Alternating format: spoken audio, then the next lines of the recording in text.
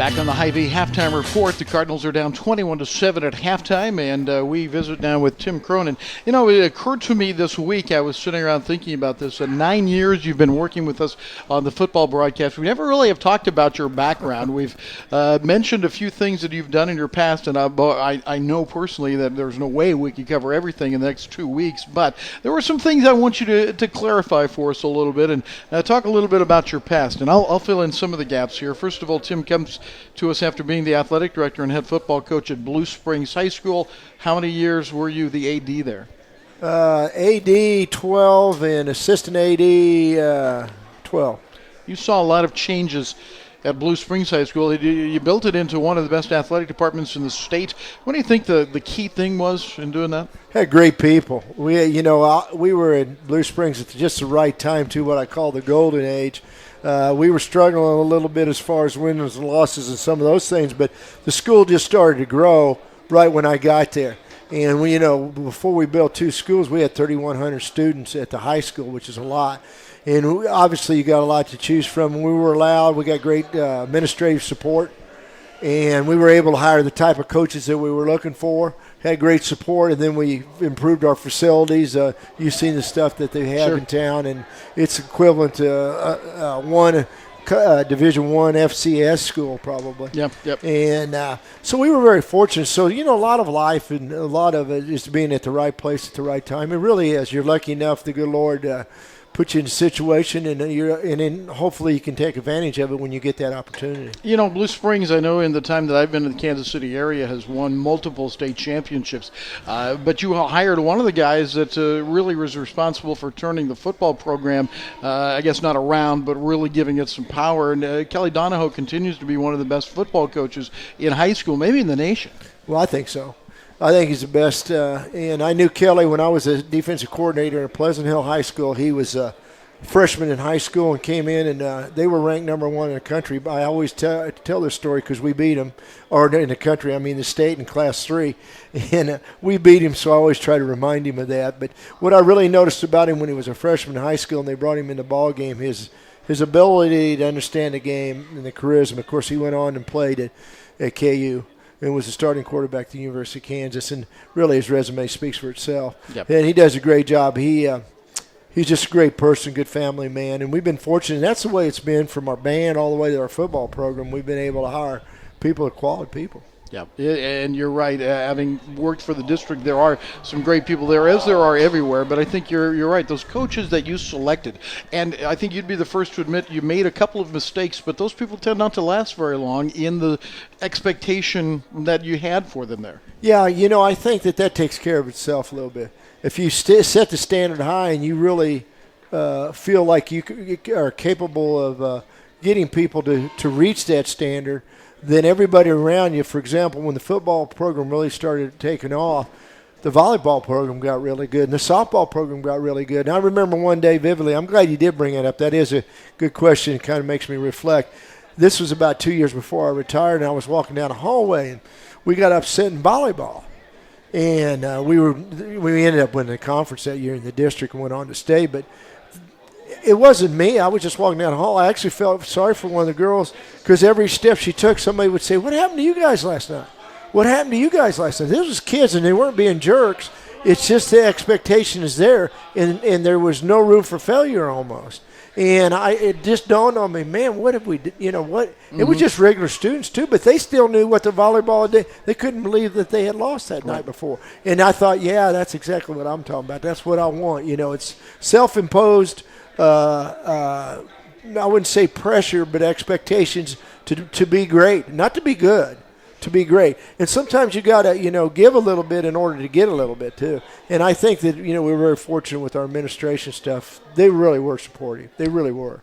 You were the head coach in football for a year. You'd worked your way up to that position, yet I believe it was after a year you gave it up because you were AD and head coach at the same time. And what kind of dual responsibility, what kind of stress is that on a person? Well, everybody said it was stress, but I came to the conclusion, this is a great story. I think I've told you this before. We're getting ready to play Rockhurst. We're ranked number 8 in the country. And we had a kid named Liddell Betts who played for the Redskins, and Brandon Lloyd who played for the Redskins and the 49ers. And the Broncos. And the Broncos. And I'm the head coach in AD, and we're getting ready to play Rockhurst, and they're undefeated, and there's at least 10,000 people there, and the place is going crazy, and you have your TV interviews and all that. And I'm getting ready to go down. The team runs through the thing we do at Blue Springs and goes through with a 1,000-member band. You know how it goes. Sure. And the pomp and circumstance, all of a sudden I feel a tap on my shoulder, and it's custodian. And we had a sub-custodian that day, and he turned to me, and they're waiting for me to come out on the field so we could play. And he says, Coach, we got a problem. Do you have your keys? I said, do you need to talk to me right now? He says, yes, I do. We got a real problem. There's no toilet paper in the bathroom, and I don't know where to get it. And that everybody laughs about that, but that brought me the realization that you can't do both jobs. It's totally impossible. And I laughed at him, and I said, yes, that's a much bigger problem than what I'm getting ready to face right now. I gave him my keys. And then finish this story. We're driving, and we're down on the 30-yard line against Rock for the first score, and I feel a tap because I said, make sure you bring my keys back. And I'm into it, and we're trying to decide what to call. And I feel a tap on my shoulder. It's him. He's handing my keys back to me. And I said, well, a school this big an operation, and you're in charge of so many things. Obviously, I wish I could have went longer as football coach. If I had, I think that would have been a selfish move. Yep. I do think that would have been a selfish move for the school. So we did well. We won the conference, won the district, and I tell everybody I fired the head coach because we didn't win the state championship, and there's a little truth to that. Tim Crone is visiting with us here on the HyVee halftime reports, and with the Cardinals down here 21-7. We talk a little bit about his career and football coach. You were at Pleasant Hill. You mentioned that when you came out of college, but also a graduate assistant at the University of Wyoming. Why Laramie, Wyoming? Well, I was at Washington, Missouri. We got some players here today from Washington. I was head baseball coach. I played baseball in college at Northwest, and we won the state championship class 3 when I was at my first year at Washington, won the baseball championship, so I thought this stuff was easy. The second year I was there, we finished second in the state, but I wanted to get a grad assistantship, and I ended up getting one at the University of Wyoming. I was there a year and a half. Then I went to Gillette, Wyoming. I was in Gillette, Wyoming, and I coached football, basketball, and baseball. And I was assistant. Baseball in Gillette? Track. And okay. I was assistant head coach in all three. I don't know if you're familiar because you're from western Nebraska, how far I had to travel. The closest school from Gillette, Wyoming was Buffalo, Wyoming. That was 125 miles one way. So, and I was assistant head coach, and I was in charge of arrangements and all that, and that was a major job. Then I got married, came back. My wife's from the Kansas City area. And we moved back, and I was in Pleasant Hill where I was a head track boys and girls coach. I coached assistant in freshman girls basketball, believe it or not. Then I was a defensive coordinator, assistant head coach the whole time there. And then I got the head job or the assistant job at Blue Springs, and I also was head softball coach. So I was a head coach in 6 or 7 different sports, which really did help me, though, Rick. Really helped me both men and women's sports to be activities director. That helped me more than anything because I had coached so many different things, and that really worked out well. And then the athletic director thing, activities director thing, just kept getting bigger and bigger. I had the opportunity to serve as president of the state of Missouri's athletic director association for 2 years, and that was a great honor and a great experience.